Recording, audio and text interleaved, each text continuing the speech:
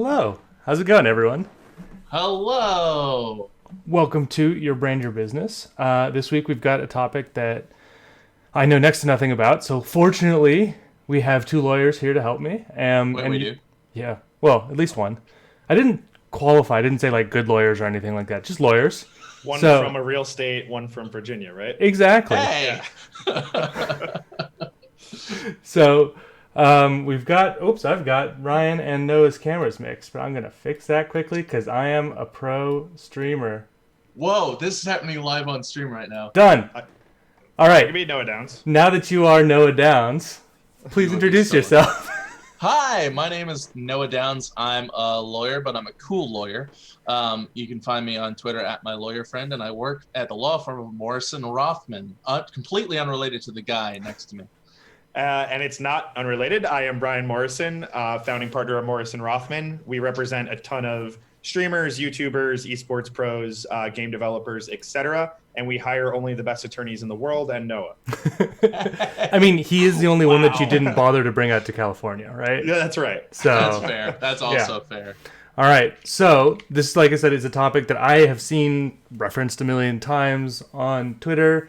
Have heard people say, alternatively, it's super important or it doesn't matter at all, and all of those kinds of fun things. So what is COPPA? And also, is it COPPA or COPPA or it's an acronym, Actually, right?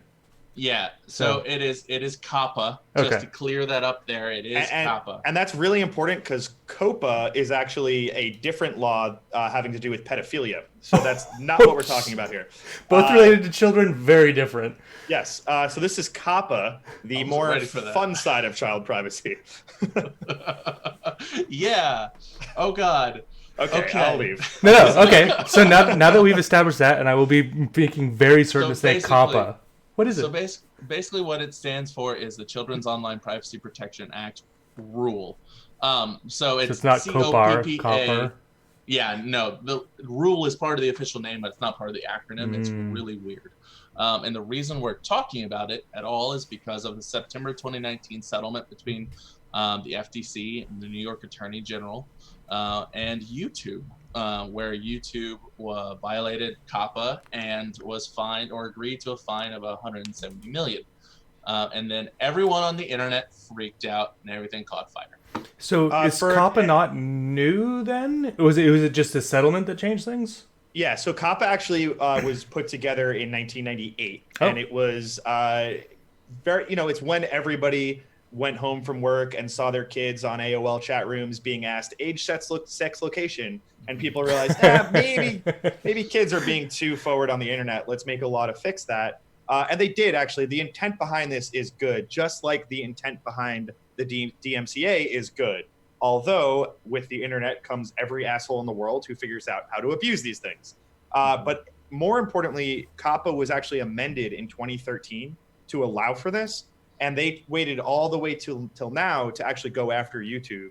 And while they went after YouTube, they said, we're not just going after YouTube, we're going to go after individual creators as well who are not taking this stuff seriously, because we really don't want kids to be giving away all their privacy or being taken advantage of without proper steps in place and regulations. Right. So what then? So point of the rule is that children it's trying to make it more difficult for children to give out their private information online. What's the definition of child? So in this case, it's typically the definition of child here is basically we're protecting the privacy of children under 13.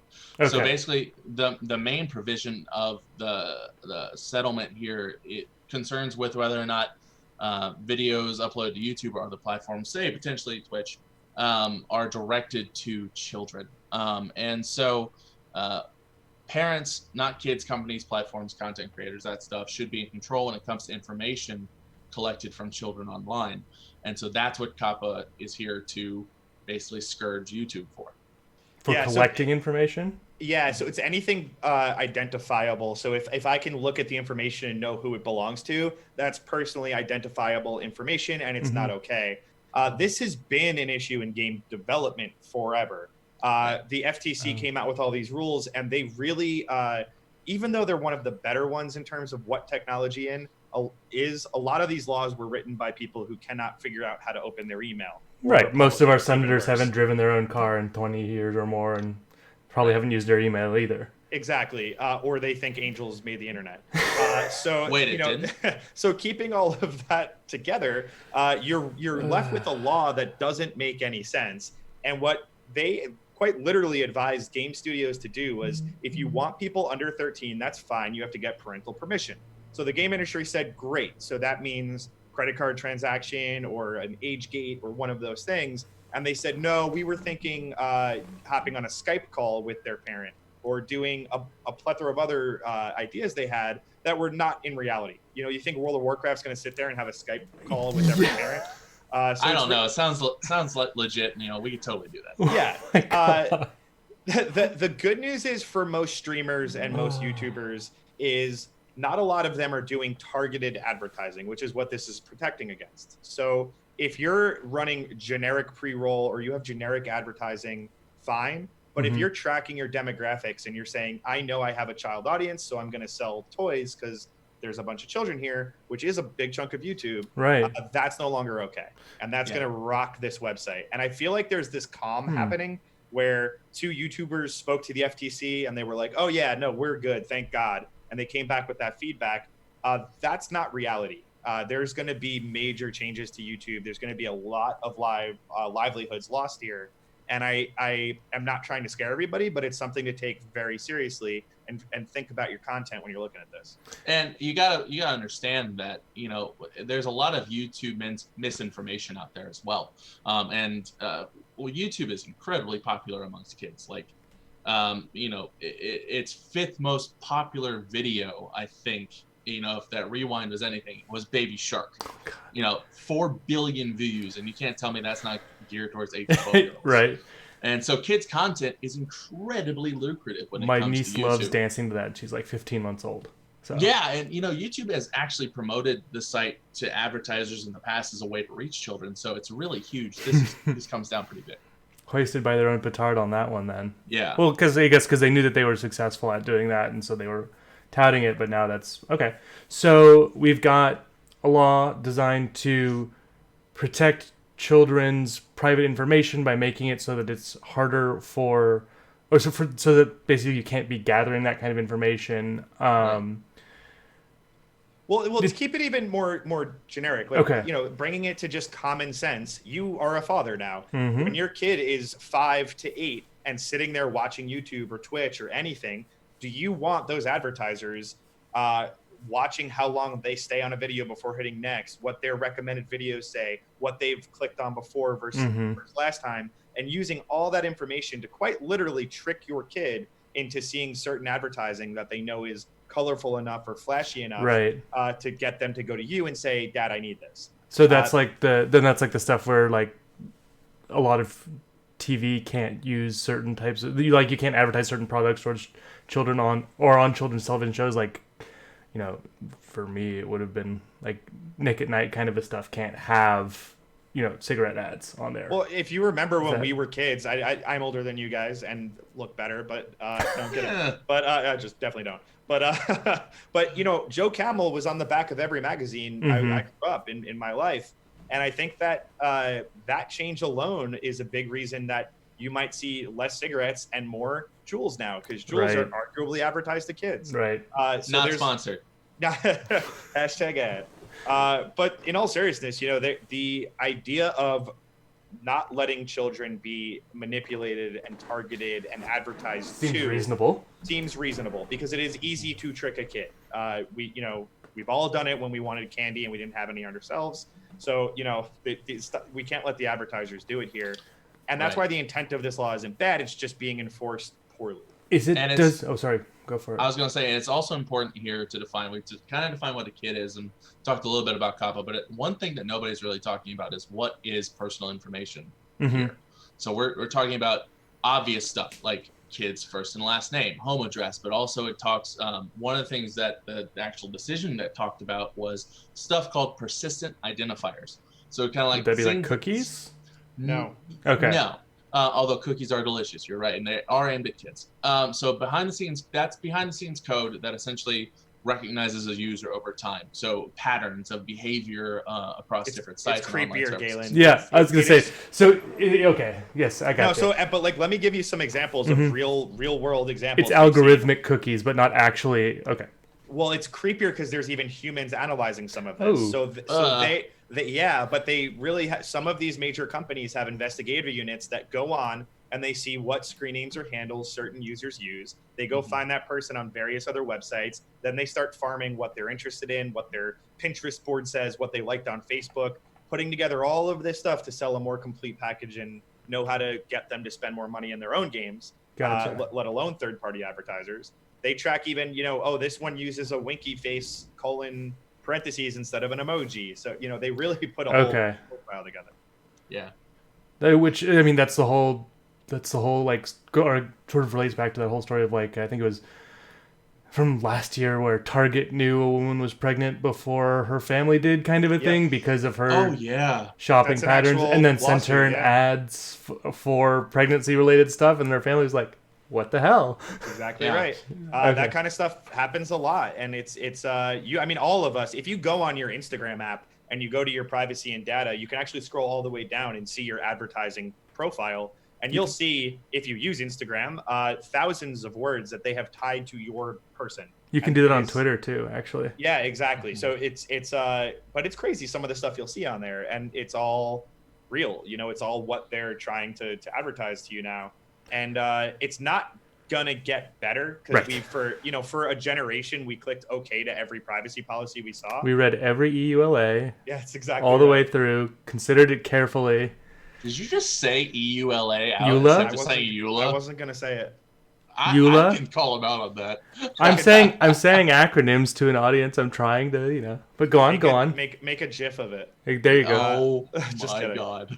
No, but listen, this is not going to get better. So this is the kind of thing where Jonathan Katz, who works with us, along with some other people who do a lot of YouTube work, they started a call for comments to the FTC. The FTC actually reads those comments and actually they listen. They are not some evil overlord here. They're trying to protect kids, but they're destroying society while doing it. Right. So explaining to them the problem here with proposed solutions is actually not a bad idea. But when they came out first, they said kids content was any YouTuber that had an avatar that was a animated or a cartoon, any video game that had cartoon images in it, arguably any video game period. Right. So that stuff is. So is every Minecraft YouTuber just screwed now? Yeah. Because that's, I mean that as a legitimate question. Because no, they're not screwed because there's always ways to change things and always things you can do. Mods you can download. Yeah, but there also is like, there's a lot of Minecraft users who do target children and not in a weird way, and they make kids content. Steve from Blue's Clues did that. But if this came out and that was a YouTube channel, Amazon Prime's video service has 4 kids Minecraft videos that are behind the Prime gate, actually. Yeah, exactly. So, and so that stuff is going to happen where we need to get a credit card transaction to prove that you are approved by an adult to be in here. Because we're okay with abusing kids and using their privacy and stealing from them and manipulating them as long as their parent says it's okay. Yeah. And there's the clip for you. And so one of the things I think that the next natural question is with COPPA, COPPA hit YouTube, the FTC hit YouTube really hard. Mm-hmm. So obviously there was a tweet out there that Morrison famously replied to. I'll let him tee that one up with his nice natural lighting, by the way. Good for you. And really bright this sun. It's weird having sun. But basically the question is, well, how does this apply to me as a channel owner? And so COPPA applies in the same way it would if the channel owner had its own website or app or platform itself. So it's not the platform, it's the end content creator. So if the FTC acknowledges in their actual language says to a platform like YouTube. So basically, if a channel owner is going to upload content to a platform like YouTube, then that channel might meet the definition of a website or online service under COPPA. Okay. And so that kind of depends on the nature of the content, the information collected, and whatnot. And so YouTube is the most obvious one, but obviously this can go to other platforms like the one we're on now. So, does it matter pre-recorded versus live or anything like that? It matters how the ads are run. So the short answer is no, but I would say typically streamers are more okay because they don't control their pre-roll, mid-roll, end-roll as much as VODs do. But it's all not okay. It's all going to get changed here. Doesn't mean it's going to go away. It means it's going to change.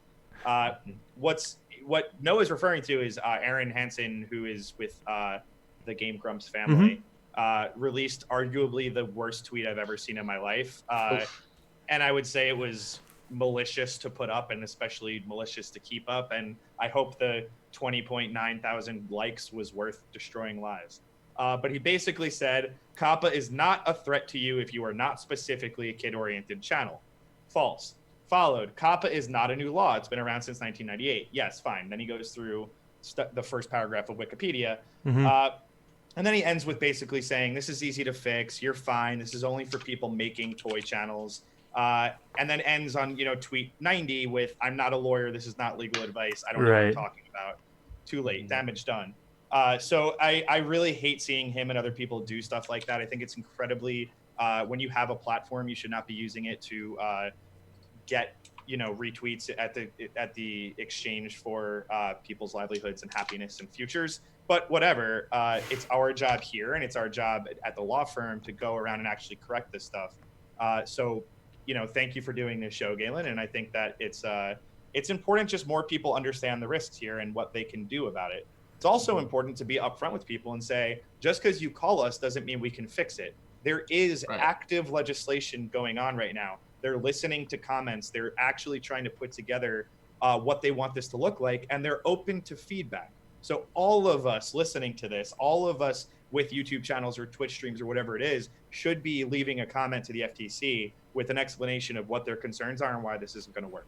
And at least from what I've seen in terms of stuff for financial services regulation, so the stuff that I follow more closely, the regulators do listen to those public comments, and they really do, it's a big part of their process. And so unfortunately, at least I've seen a lot on my side with financial services, the people who are the most organized in talking about it are the people with the heaviest financial interest, which tend to be the not best actors. So if that's something that we can kind of motivate people to work on, that'd be great. We got a question that was basically, how would YouTube, or is YouTube or any sort of platform like that then providing tools that can help people not get dinged? Yes and no. YouTube is protecting themselves. Noah, do you want to run through this one? Of course, that makes sense. Yeah, so basically YouTube is YouTube it provides a platform for people to make money on. So in that case, they're great. But at the end of the day, they just got slapped with $170 million in fines. So they're only going to do stuff that make sure it protects YouTube. Right. So some of the things that they are doing, and I'm going to miss a few here, but they're basically allowing individual creators to say, my content's directed at children, at which point it will disable certain functionality on those videos, such as comments, targeted ads. Instead, it'll run kind of like a general pre-roll from a general pool instead of doing targeted at the owners. Which would have a lower CPM, presumably, right? Right, exactly. So basically, it doesn't completely demonetize the video, but it drastically reduces the money that you would make from CPM, that video. Being cost per milla, which is the amount that you get paid per 1,000 views for a video, for an ad. Sorry. So you get a CPM reduction from $4 to $2, and that would hurt a lot. Yeah, exactly. So they are implementing certain things to allow content creators to self-identify as directed towards children. They're also going through certain channels and marking content as directed at children, for which you would, if you disagree, say you. Well, I'm thinking about I have several clients who stream Mario Maker and Mario ROM hacks, and Mario's a game that I've been playing since well before age 13, right? And would have at that time, had it been available, consumed content that would have helped me improve at it, right? So, is that kind of a thing something that they could get flagged for? So they could get flagged for something like that if it's arguably aimed at children. And there's this thing going around out there basically saying, hey, drop the F-bomb in your video and it's definitely not aimed at children. That's not just draw a dick on your wall and you're good? That's not a thing. We are professionals here. Galen. Well, so it would help. It would help on an appeal I mean, listen, they're going to go after you, and right. I mean, they're going to err on the side of demonetize you. YouTube, Right, that is. of They course. want to protect themselves. Yeah. So YouTube's trying to make that side, but yeah, I mean, one of the factors is your language and all that other stuff. So that is a ridiculous thing. I'm not saying do that. Don't but do that. Just a little. Maybe a little bit. Show that you're an adult. But so that's actually a really great segue into a couple of the factors that the FTC does consider. It's not just, hey, you're directed to children. If your intended audience is kids under 13, you are covered by COPPA, and you have to honor COPPA, and you're screwed. There are basically, I think, 9 different things you can, different factors. It's a 9-factor test, none of which is more dispositive than the other. And this is a complete gray area, and that's why lawyers have jobs. So call Morrison and myself.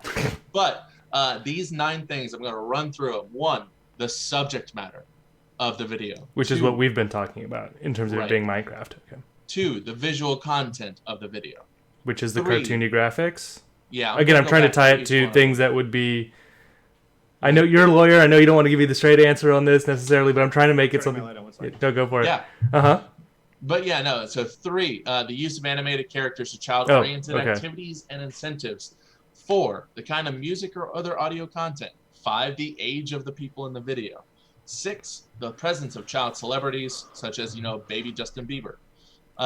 7, the language or other characteristics of the site. 8, advertising, promoting, or appearing on the site that's directed towards children, which kind of sounds like the whole thing in itself. Right. And 9, competent and reliable empirical evidence about the age of the audience. So basically, if you're going out there, one of the things that could be competent and reliable empirical evidence about the age of the audience, for example, could be if you see a comment on the video that says, "Hi, my name's Noah. I'm 9 and I love this." Right. So then how many... So now that opens up a whole new world of trolling then, unfortunately. Well, do you remember the meme, "I'm 12, what is this"? Yep. Oh my gosh, yes. So people used to post that all the time on forums and then get immediately terminated forever. World of Warcraft in particular was really rampant with it because they don't want to risk a fine there. Right. I remember some grown man lost his adult because of that meme. He lost his account because of that meme. And lost his adult. They just are like, "Fuck it, you're 12." I lost my adult a long time ago. Don't meme or you will lose your adult. That's right. Oh yeah, Loco makes a good point. Don't change your Twitter birthday to be under 12.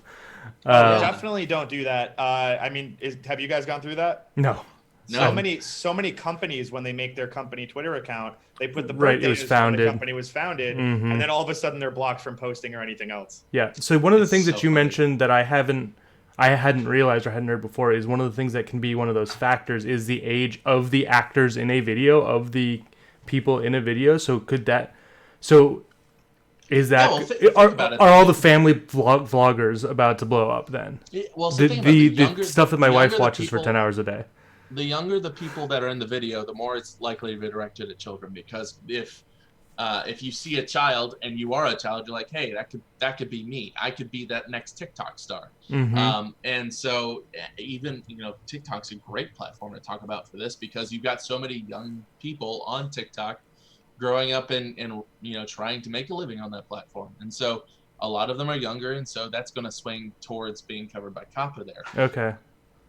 So we've talked a bit about what the law is, why it's suddenly sort of in the news if it's not something new, what can be flags for content that might actually, be then considered, So what are the negative outcomes if you are someone who is making children directed content but not having it flagged as such, I guess?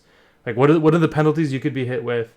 And what changes would you have someone make to avoid being hit by those penalties if they're not making? Morrison, you're muted. Oh, okay. Yeah, sorry, I was directing traffic here. Gotcha. We can see the shadow now that you mentioned it. Yeah. So the rule, the civil penalties you can look up to are $42,530 per violation, which is the absolute most you can get per violation. But that's considering all the factors. Right. When determining that amount, also including like a company's financial condition, the impact the penalty has on its ability to stay in business, that kind of stuff. And so that's a lot of money. Yes. $42,000 is insane amount. Even if you're a big YouTuber, if you have multiple videos, that adds up. Well, really if you're quick. putting out 3 videos a week, or like a lot of people are, that's 120K. I'm bad at math, and I know how much that that's is. 120K for 50 weeks a year. Yeah, exactly. So that's kind of what the civil penalties could be. Okay. Obviously, we just saw YouTube got hit with 70 million, Right. 170 million. Yeah. Also, you have to realize that you're not gonna trick them. You're not gonna out argue them. We have so many clients now coming up with really clever arguments that if it was a court of law, I'd be super all about like testing. But that's not what this is. They're trying to come up with guidelines and run with them. So one of the main things I heard was, well, my kid is not making child targeted material. He is a child making whatever he wants. He doesn't care who watches it. No, that's really an awesome argument, but no, like that's not what we're going to see work here. So you need to, respect these guidelines, figure out your content, and find new ways to monetize rather than these third-party ads that you're used to getting. I'm not a lawyer, right? But he is a child just making things that he likes seems to really circle back to child targeted nicely. Like, he's just a child making things that but he's not people like him would like. Yeah. Okay. Hey, he knows what they like. Yeah. And I think that it's important to identify there are certain things here that are going to really change how we view a lot of things on YouTube. For example, there's a lot of really popular creators that like to have cartoon style thumbnails to promote their videos. Can we finally get rid of the thumbnail on everything? Maybe, the overreaction faces? Will those finally disappear? Maybe, but I was thinking even more of along the lines of those popular thumbnails on like the Roblox videos. Okay. Where they're cartoonized versions of the characters of the people in the video, cartoonized PewDiePie or something like that. And they that is attractive towards kids because it's showing a lot of people having fun playing Roblox. But at the same time, it gets in there. Interesting. So that's a lot of different things for someone to consider if this is how they make a living. If someone ran a toys channel, which there are a bunch of, right? Like channels that review toys for kids, that kind of a thing, and they click the this is targeted towards children, which it is, right? We would expect then, it sounds like, for their revenue to go down, presumably because of less focused ads, which pay a lower CPM. Right. I mean, but drastically down to the point where if that was their livelihood, it no longer is. Okay. Right. Okay. So that big of a CPM cut. Yeah. Your full-time livelihood is now a part-time hobby. Okay. Yes. So potentially we have Jonathan Katz, who worked with us, ran studies, and everything from 60% to 90% cut in revenue. So the adpocalypse thing, but harder. Way harder, and this one's actually happening. Right. Yeah. Okay. Yeah, exactly. But yeah, no, I mean, like, if you're talking about like reviewing like favorite pastimes or activities of children, so toys, exactly like you said, Galen, then you're probably going to run against COPPA. But if you're doing other things like home improvement, and it just so happens to include like a nursery or something, that's not necessarily child directed because it's more of an adult theme. That's something that an adult would make. Right. So that's kind of the difference there. So then another thing around that too is we've taught. I mean, this is a U.S. rule. YouTube is a U.S. company, right? Mm-hmm. How does this impact not people who aren't from the U.S. who are maybe creators who don't live in the U.S. or who aren't necessarily targeting an audience that is US based, because you can see all those demographics on YouTube. You can see who watches your channel, where they're from. That's such a good question because we get that all the time for all areas of digital entertainment. That's an American law. I'm over here. Right. Do I have to worry about an American suing me over this law or getting fined under this law? Yes. Just like we have to worry about Europe and every other country. The internet has destroyed jurisdiction, and that's not that's not me being a fun college professor, like, oh, we're all unified now. No, literally, you are, if you do something online, you're liable in every jurisdiction in which someone can access it. Oh, yeah. Gotcha. That sucks. Yeah. That means, luckily, we have one of the most strict privacy laws around, save for arguably Europe, and we take turns over who's more strict at the time. California has the CCPA starting in January 1st, which is even worse than the GDPR that every game developer used to freak out about a couple months ago in Europe. So Mhm. when you're compliant to California, you're compliant throughout the world, and it's difficult to do that and really like take it seriously when you are an indie developer or a streamer, not Cypher size or bigger, but you Right. have to. Like the law doesn't care, you have to. Right. And I apologize, the sun is going off this building and off. I'm like trying to You're dampen it. good. But You legitimately, like, the lighting is incredible, Morrison. Yeah, it's probably painful for we're you. doing a two-face thing too. Yeah. Oh my it's gosh. wonderful.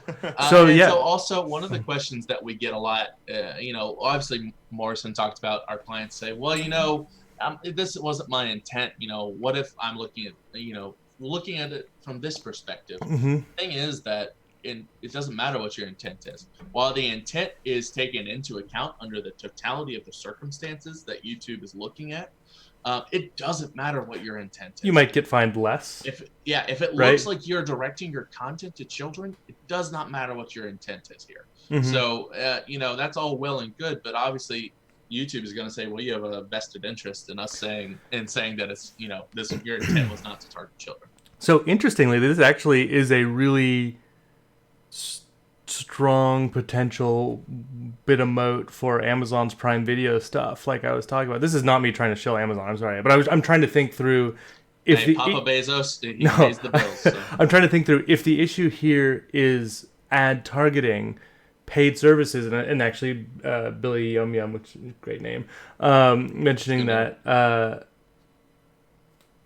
So paid streaming services then might not have this issue if they aren't doing ads, right? Because it's paid, so you're not getting ad targeted, or is it fair to say that is the crux of this, or no?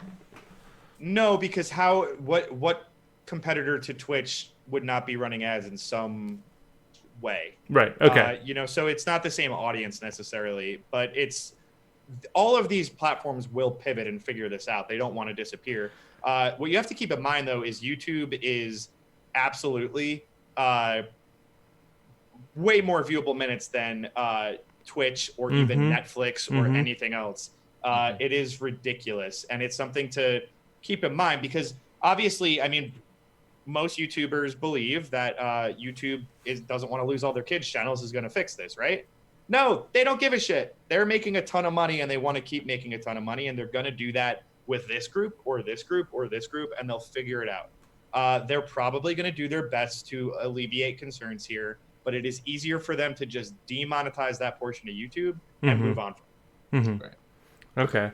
Interesting. So then the people who do that would have to be a lot more creative about, so how does that impact then, like, sponsored content, for instance, that they're doing? Because that is an advertisement, right? Not targeted. But it's not targeted, so that's fine then?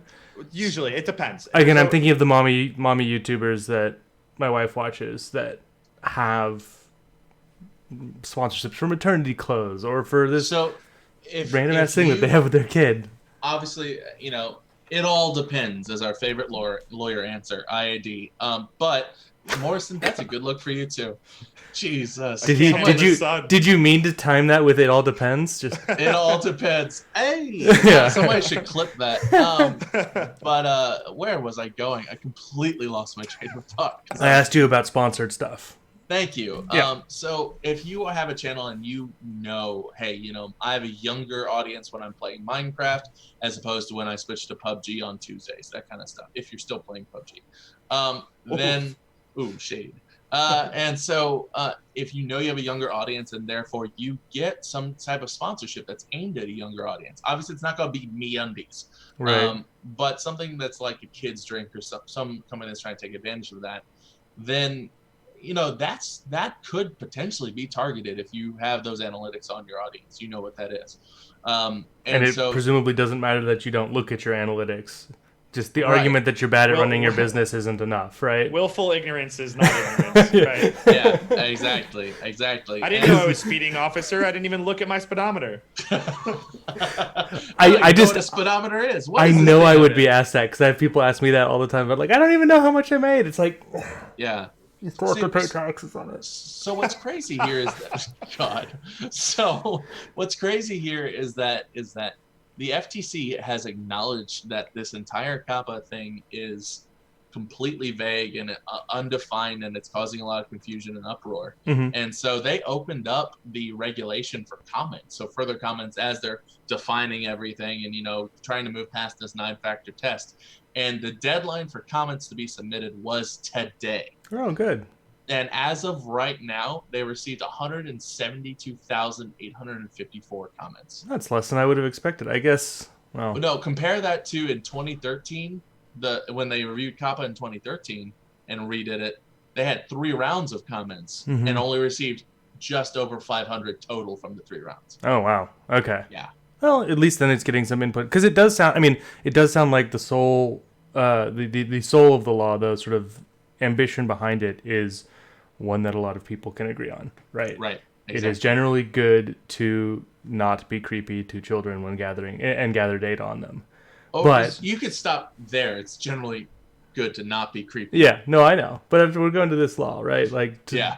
So is it, I guess I don't know as much about the FTC's past performance on things like this, but is it reasonable for them to, now that this comment period is closing, maybe they reopen it for more comments, although it sounds like they have a lot of processing time, but when would you, based on all of this, when would, if nothing changed, enforcement start? Do we know that? Oh yeah, so it's already here. They Okay. don't. This is not like there's not a new law coming down. They just are Right, kind of there's a giving you a ruling. heads up. Yeah, Mhm. they're saying you have a few months to figure this out. YouTube, that was part of their settlement, and done. Your time's up. Figure this out. I cannot say enough times. Speak to an attorney. Consultations are free. Doesn't have to be us. I mean.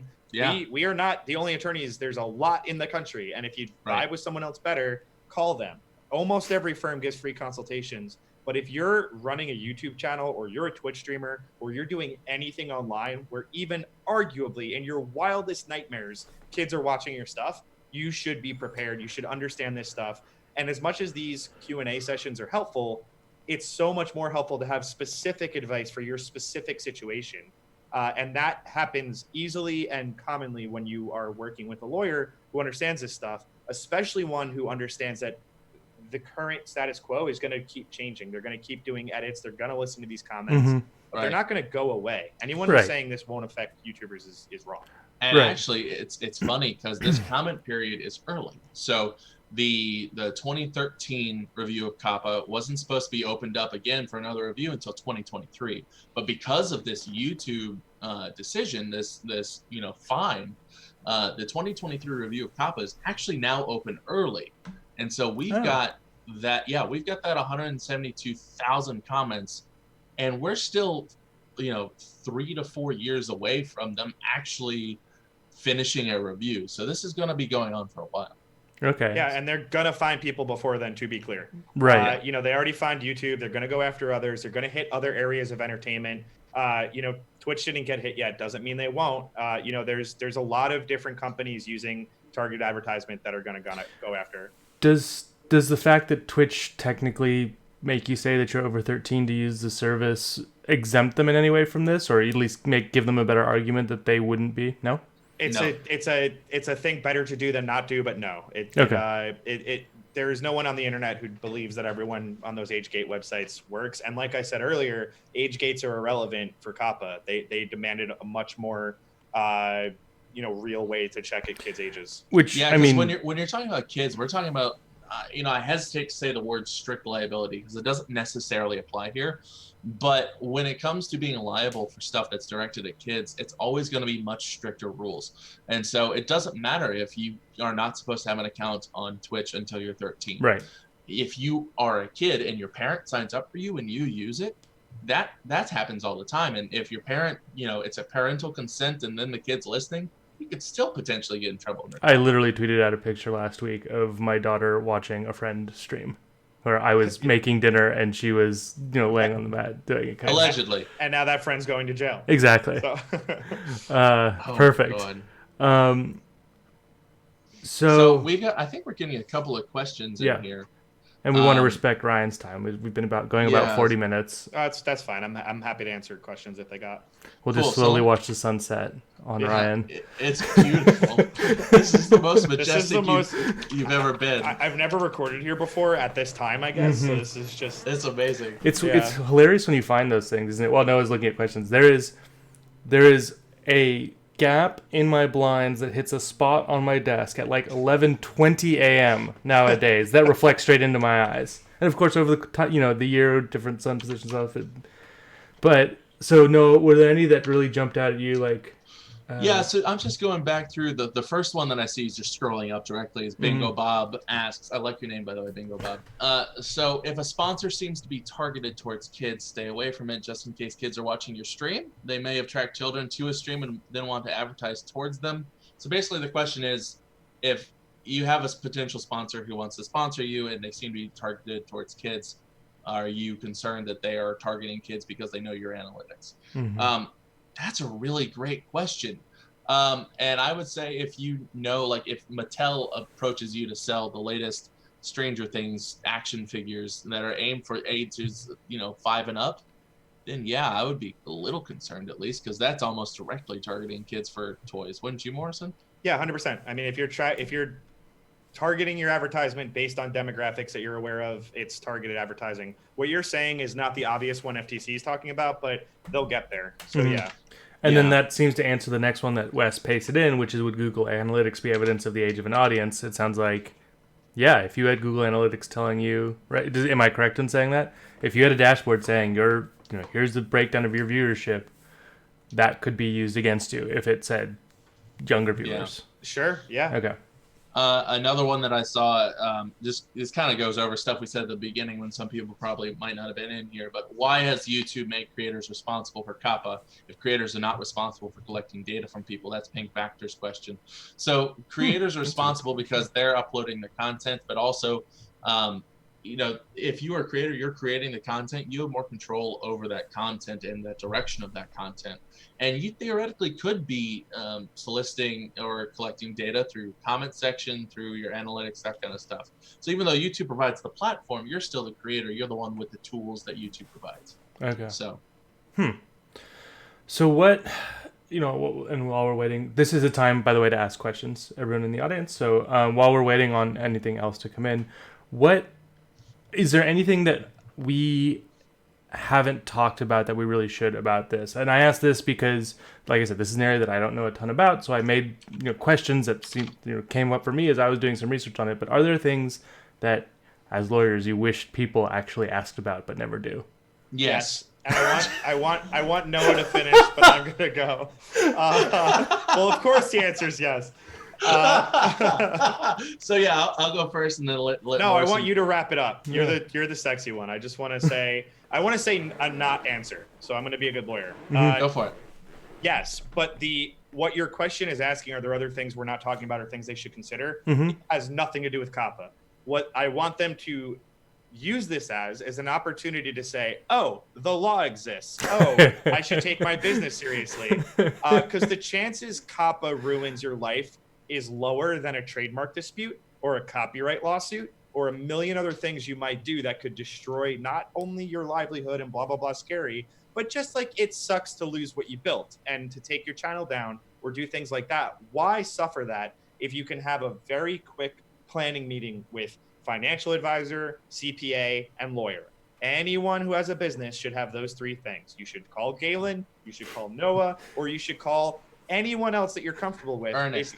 Yeah, and Ernest for accounting for sure. But if you're, for real though, if you're running a YouTube channel, if you're running a Twitch stream, that's a business. And to treat it like, oh no, it's just my hobby, the law doesn't do that. So use this as an opportunity, as a wake-up call of, oh crap, I should be prepared for this stuff. Because I promise you, none of our clients, none of Galen's clients, none of other law firms' clients were caught off guard by this. We worked with our guys and we're planning next steps. We're here to talk to them as they need. And you should have that if you're running a business. And that's over. Now you go, Noah. No, that's a really nice segue into what I was going to say, which was, one of the things I wish people asked me more was, what is it like to work with a lawyer? And there's this whole stigma around, oh God, I have to work with a lawyer. That's going to cost me $1 million. Or what is that going to be like? He's just going to talk in legalese the whole time. And that's not true. We're very approachable people. And the thing is, the FTC is not. Your state attorney general is not. If you are going to have to deal with somebody to figure this out, because quite frankly, this is tough stuff. There are some things in the law where I will turn to you and say, listen, you can probably figure this out. Give me a call and I'll give you the okay. This is not one of those things. COPPA is something that you need to work with a professional on because it's your livelihood. And you need to find the right professional for you that is someone who knows what they're talking about and you are comfortable with. So that would be then, for just Johnny's question of, should I then, potentially hide or unlist my content to avoid something that would get, to avoid potentially getting slapped with a fine for something like this? That would be one where you'd want to do a specific review of it, it sounds like, and not just a general answer. Yeah, and kind of hashtag ad here, our firm has already developed a system for working with people to figure out, is this something you need to worry about? How do we worry about it with you? That is not a scary process at all. Is it called COPPA or CAPA? Yeah, that's funny. And so what we do is basically we'll talk to you, figure out what you got going on, and then we can quote you for it. But don't be afraid to talk to a lawyer, whether it's your buddy down the street or it's one of us. So, but do be afraid to talk to financial advisors. Yeah, we're terrifying people. They are terrifying. So that's my 2 cents. I wish more people would ask me about what it's like to work with a lawyer. So I didn't see, because I mentioned just Johnny's question there, I didn't see anything else come in. Noah is gentle. That's the other thing that came in. Noah is gentle. Yeah. So I want to say thank you, everyone, for tuning in. We've been doing this for just over 45 minutes now, and really, that's as long as I can tolerate to talk about COPPA, personally. No, I'm kidding. This is really interesting stuff. Thank you so much for coming on to talk about this, because this is going to be huge for everyone in the broad, I know it's a term that people hate, but the broad content creation industry in general, right? Especially around gaming. It sounds like a step above perhaps children's toys, but gaming seems like it's a bigger potential target than most things in entertainment. And we brought on my shameless plug, my podcast, Robot Congress. Mm-hmm. We just did an episode on COPPA. We brought on another attorney, and him and I argued a lot more than Noah and I did, because Noah and I are both the same page on a lot of this. But we argue with the other guy, and it's actually good to hear both sides and understand everything. So I would urge you to download Robot Congress, download it on all of your family's phones, and then give it 5 stars from each. Like and subscribe. But those arguments, one thing I'll say is, someone who listens to a lot of podcasts for my industry personally, those arguments can sometimes be the most enlightening parts of it, because that gives you just sort of extra angles from which to analyze it that might be relevant to you. Totally. So Ryan, we'll let you sign off, and then Noah and I can go. But why don't you tell us who you are, where we can find you? Yeah, so again, Ryan Morrison. It's at Morrison on Twitter. If you have any complaints about my food stores or the way I run Australia, or WWE now. And if you need any legal help, you can call Noah. I'm busy. No, I'm kidding. Fair enough. Kidding. I love you all. Seriously, thank you for having me. Always happy to chat about this stuff. And it's happy to have you too, It's Ryan. a good Thanks, thing bud. You guys do helping the creators. So keep it up. Thank you. Yeah. All right, Thanks, I'll talk to you guys soon. Right. And it may get a little weird look-wise now with someone dropping off. But no, who are you? There we go. There it is. Goodness. I told you it's going to get weird looking. Can you fix that? Yes, go. Talk. All right, cool. Hi, my name's Noah. You can find me on Twitter at @mylawyerfriend. And I'll just pop in the chat real quick and drop my little logo right there. And you can follow me on Twitch. I occasionally do fun things there as well. But Twitch. What kinds of fun things? I stream for St. Jude. There you go. With you. Yeah. Well, you can't see it now. All you can see is my nose, but I am wearing the St. Jude. That's absolutely fine. Sure. So. You can see it on this one. Huh. Hey, there you go. But yeah, so Noah Downs at my lawyer friend on Twitter, and you can reach me at noah@morrisonrothman.com if you have any questions. I'm always here to help. All right, and I'm Galen Herbst at Cortina. I'm a financial planner who works with streamers, help them run their business better. So I don't answer the legal stuff, but I help them with the business stuff. He's really good. Thank you. So today, like I said, this COPPA thing is really important. It sounds like, especially if you have a YouTube channel, but Twitch, Mixer, Facebook, all of those things as well. So please, if you know people who also do that kind of stuff, make sure that they're thinking about this. Not necessarily saying, oh, they have to come watch what we just did, but make sure that they actually are addressing this as a part of their future plans. All right. Have a good night, everyone. Peace.